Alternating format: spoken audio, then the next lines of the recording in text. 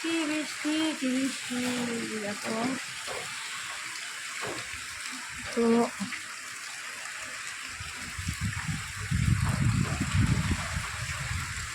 যে আমাদের ওই ভাটা দেখা যাচ্ছে, এই ভাটার ওই ওপরে যে ধোঁয়াটা বেরোয় ওটা টাওয়ার মতো বলে, যাই হোক। তো ওই দেখো নদীর কাছে আমাদের নদী, 4-5টা বাড়ি পরে আমাদের নদী। তো বন্যা হলে তখন আমাদেরকে অনেক জল হয়, এখানে থাকা যায় না।